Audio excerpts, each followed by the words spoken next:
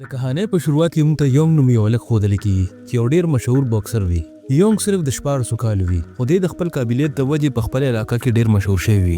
یو شپه د میچ ختمېدو نه پس دی ډېر په تیزۍ سره خپل کور اړخ ته روان وي ځکه چې د ده مور او خور د ده ملاقات له د کور ته راغلي وي. خو چې دی څنګه کور ته ورسي نو چې وګوري نو د ده مور او خور دواړه چا وژلي وي او دغه دوران کې اچانک په ده باندې رسو نه څوک حمله وکړي. یونګ یو ډېر ټرینډ بوکسر وي نو دی ډېر په اسانۍ سره د کس نه ځان خلاص کړي او دی ووژني. دلته سین بدل شي او یو څو هلکان په نیوز کې ګوري چې د یونګ مور او خور چا وژلي وو هغه اصل کې غلان وو. خو بیا هم یونګ د خپل بوکسینګ سکل د وجې دغه ټول غلان مړه کړي وو نو د دې د وجې د باندې د قتل الزام لګېدلی وي او دی جیل ته لیږلی شوی وي. په دې کلاس کې سوبن نوم یو هلک وي چې دې سکول ته نوی راغلی وي. د دې نه مخکې سکول کې سوبن به یو څو هلکانو ډېر زیات تنګولو نو د دې د وجې د خپل سکول بدل کو او دې سکول ته راغو او په مزه د ده سکول ډېر زیات خوښ شي. ټیچر ټوی نوم یو نوی هلک کلاس ته راولي هغه هم بکسر وي او دا هلک سوبن سره په هغه مخکیني سکول کې پاتې شوی وي او ده به سوبن ډېر زیات تنګولو نو د دې د وجې سوبن چې څنګه دا هلک وویني نو ډېر زیات ویریږي. د ټیچر د تلو نه پس ټوني د خپل روب جوړولو لپاره یو څو هلکان اسې ویسه ووښي او د دې نه پس دی د سوبن د وښلو لپاره د دا اړخ ته لاړ شي. سوبن د ټوني مخې ته هیڅ هم نشي ویلی نو د دې د وجې د ده یو ملګری د دې منځ ته راشي او د سوبن د بچ کولو کوشش کوي او ټوني هغې له هم دیکه ورکړي او چې ټوني څنګه دې له د پړک ورکولو کوشش کوي نو سوبن د ده لاس ونیسي او ټوني چې دا وګوري نو ده له ډېره زیاته غوسه ورشي او ټوني د نه یو ګزار وباسي او د ده وهلو لپاره د ده اړخ ته روان شي. خو دغه وخت کې سوبن د خپل سیفټي دپاره یو پن راواخلي خو ټوني د ده نه بالکل نه یریږي او ده ته د ګزار کولو لپاره بار وایي. دې سوبن د لاس نه رونیسي او ورته ووایي چې په ما باندې ګزار وکړه خو سوبن یریږي او د بار ویلو نه پس سوبن اچانک پن د ده په سترګه کې ورخښ کړي. د دې نه پس موږ ګورو چې سوبن باندې د اټمپټ ټو مرډر کیس جوړ شوی وي خو سوبن په خپله صفایۍ کې د ټوني خلاف هیڅ خبره ونه کړي نو د دې د وجې ده ته د 2 کالو قید سزا ملو شي. د کوټ نه جیل ته د بوتلو لپاره دی په یو بس کې کینی خو د خوشقسمتۍ نه دی چې په کم سیټ باندې کینی نو د سره خوا کې یون ناست وي. جیل ته رسېدو نه پس هر یو قیدي بیل سیل کې واچي. په جیل کې د سوبن دوستي او من نومې هلک سره جوړه شي کم چې یو غل وي. دلته دی دواړه په یو سیل کې واچولی شي چېرته چې یو کس دی ته د هغه کس باره کې ووایي چې د چا په جیل کې راز چلیږي. په دې جیل کې جون هوک او هین نوم یو 3 خطرناک قیدیان وي. په دې کې جون یو داسې قیدي وي چې هوک او هین د نورو قیدیانو تنګولو نه منع کوي نو د دې د وجې هوک او هین یو پلان جوړ کړي او دی په خپل جال کې پسو کړي چې د څه د وجې پولیس والا جون یو بیله کمره کې ګیر کړي او د جون د ګیرېدو نه پس هوک او هین باقي قیدیان ډېر زیات تنګوي خو د دې د ټول نه طاقتور قیدي هم یونګ وي او د ده نه ټول قیدیان یریږي خو یونګ بغیر د څه وجې چا سره هم جګړه نه کوي. په سبا سوبن او من د هوک او د هینګ په منځ کې د فوټبال د میچ تماشه کوي خو د میچ په دوران کې 2 قیدیان زخمی شي. د دې نه پس هین سوبن او من ته په میچ کې د شاملېدو ووایي او دی د یرې نه غلی شان ګیم ته راکوشي خو دلته موږ ته پته ولګي چې سوبن له فوټبال نه ورځي نو د دې د وجې د هین ټیم میچ بایلي او سوبن دا نه غواړي چې د میچ د بایللو وجه هم دی جوړ شي نو د دې د وجې سوبن بال له لته ورکړي خو په غلطۍ سره هوک په دې لته باندې ولګي او لاندې راپروزي. دې لتې سره ده ته ډېر زیات تکلیف ملو شي ځکه چې لته ډېر په خطرناک ځای کې وي نو د دې د وجې هوک ډېر زیات غوسه شي. د هوک چمچې د سزا ورکول لپاره دی یو سیل ته راکاږي او سوبن ډېر زیات یریدلی وي. دغه دوران کې یونګ دی سره خوا کې تیریږي او ټول خلک ډېر زیات په کلار شي نو د دې د وجې سوبن ته پته ولګي چې ټول خلک د یونګ نه ډېر زیات یریږي نو سوبن د دې نه ځان خلاص کړي او د یونګ طرف ته ورمنډه کړي او یونګ ته منت زاري شروع کړي چې ما د دې نه بچ کړه. یونګ د چا په کار کې کار نه ساتي خو چې د سوبن منت زاري ته وګوري نو دې د ده مدد کولو اراده وکړي خو چې هینګ څنګه دا اړخ ته ور روان شي نو یونګ دی یو سوب سره لاندې راغورځوي.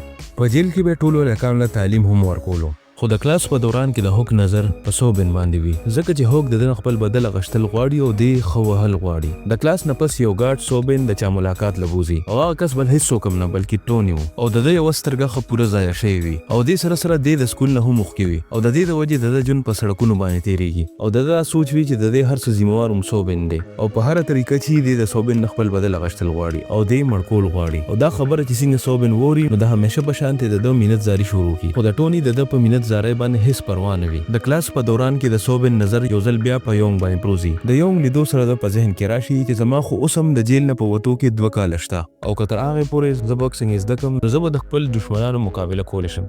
نو دې زر د یونګ خوا له لاړ شي او هغه ته د بوکسینګ زده کولو لپاره ووایي. په اول کې خو یونګ صفا انکار وکړي ځکه چې ده ته داسې لګي چې دی به بیا د خپل قابلیت نه غلطه فایده اخلي خو چې سوبن کله ده ته د ده سره شوي ظلم زیاتي باره کې ووایي نو یونګ ته دا احساس وشي چې دی به کله هم چا سره غلط ونه کړي نو یونګ ده ته ووایي چې زه به تا ته بوکسینګ وښیم خو په یو شرط او شرط دا دی چې ته په 40 منټ کې د دې ګراوند سل چکر وخی او که چېرې تا دا ټیسټ پاس کو نو د دې نه پس وزه تا ته باکسینګ خیم. دا ټیسټ پاس کول د صوبن لپاره ډیر زیات خاص وي. نو د دې د وجې دې په ګراوند کې منډې وهل شروع کړي. په دې دوران کې دته په خیالونو کې هغه ظلم زیاتې راځي کم چې د سره شوی وي. نو د دې د وجې دې مرګ ته خو تیاری خو ودرېدو ته نه تیار. په اخره کې یو څو راوندونه پاتې وي او صوبن ډیر زیات ستړی شوی. نو یونګ دته د ودرېدو ووایي خو دې د زیاتي د لاسه دومره تنګ شوی وي چې دې خپل سل راوندونه پوره کړي. خو تر هغې پورې دې دومره ستړی شوی وي چې دې په ځمکه راغورځېدو غلی وي. خو یونګ ورمنډه کړي او دې راونیسي او همدې سره یونګ ته پته ولګي چې باکسینګ زده کول د ده لپاره څومره ضروري او د صوبن د مدد کول لپاره یونګ جیلر سره خبرو کړي او دې خپل کمرې ته شفټ کړي. په اصل کې جیلر هم د یونګ فین وي ځکه چې جیلر ته پته وي چې یونګ یو ډېر ښه انسان دی. نو دې د وجې دې صوبن د یونګ کمرې ته شفټ کړي او هم د سبا نه یونګ د صوبن ټریننګ شروع کړي. خو د صوبن د کمزوري حالت د وجې یونګ ته پته ولګي چې دې په ټرین کېدو کې ډېر زیات ټایم اخلي. بل اړخ ته موږ ګورو چې هوک هم په خپل تیاری کې لګیا وي. د ټریننګ په دوران کې صوبن ډېر زیات ستړی شوی وي او آرام کول غواړي. خو یونګ درته ووایي که چېرې ته داسې کوې نو ته به کله هم ټرین نه شې. او چې صوبن څنګه دا خبره واوري نو یو ځل بیا ټریننګ شروع کړي. د څو ورځو سخت محنت کولو نه پس د صوبن په بدن کې بدلو شروع شي او د ټریننګ په دوران کې د دې دواړو منځ کې ملګرتیا هم شروع شي. بل طرف ته ټوني د ښار لوفرانو بدمعشانو هلکانو سره جګړې شروع کړې وي او یو ورځ د جګړې په دوران کې په ټوني باندې یو ګینګسټر نظر پروزي.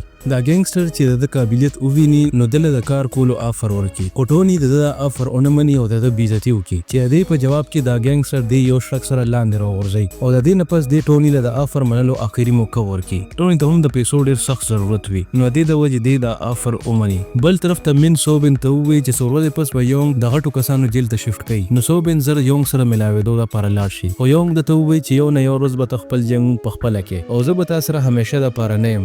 بل طرف ته موږ ګورو چې د هوک هلکان من تنګوي چې ناګهانه دغلته صوبن رارسي. د هوک هلکان د صوبن د یرولو کوشش وکړي او صوبن دوی دواړه ښه وخي. په بل ورځ د هوک کسان صوبن راغواړي او صوبن دوی سره د ملاوېدو لپاره یوازې لاړ شي. د دواړو په منځ کې جګړه سټارټ شي او دا جګړه ډېره خطرناک وي. دلته موږ ګورو چې هوک صوبن باندې زورور وي خو دا اوس هغه صوبن نه وي. دی ښه په پوره طاقت سره د هوک مقابلو کې او هوک له شکست ورکړي. ناګهانه دغه ځای ته یونګ رارسي. دی د صوبن لاس ونیسي او خاموشۍ سره د دې ځای نه روان کړي. بل طرف ته د ټوني دهشت په خالیه کې ډېر په تیزۍ سره خورېږي او ورځ تر ورځه دی ډېر خطرناک کېږي. دلته یونګ صوبن له آخري ټریننګ ورکړي او د هغې نه پس دی بل جیل ته شفټ کړی شي. د دې نه پس موږ ته 2 کاله پس سین ښودلی کېږي چې په کم کې د صوبن سزا پوره شوې وي او صوبن د جیل نه رها کړی شي. او چې صوبن څنګه د جیل نه روزي نو بهر ټوني د په انتظار ولاړ وي. ټوني صوبن سره هیڅ خبره ونه کړي او ناګهانه په ده حملو کې او دواړه په جګړه شي. د جګړې په دوران کې موږ ګورو چې دوی دواړه دومره تیز وي چې د یو بل په ګزار اړونه لګي. خو لږ ساعت پس موږ ته داسې ولګي چې ټوني په صوبن باندې زورور دی.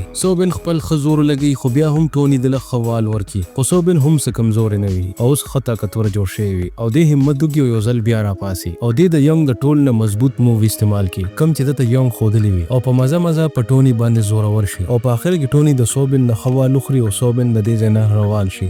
ټوني او صوبن د یو بل نه ډېر وخت لري خو موږ ګورو چې دا دواړه اوس هم ډېر ښه ملګري وي. که چېرې دا کهاني ستاسو خوښه شوې وي نو ضروري لایک کړئ او چینل هم سبسکرایب کړئ. ملاویږو به د یو نوي ویډیو سره. تر هغې پورې د الله په امان.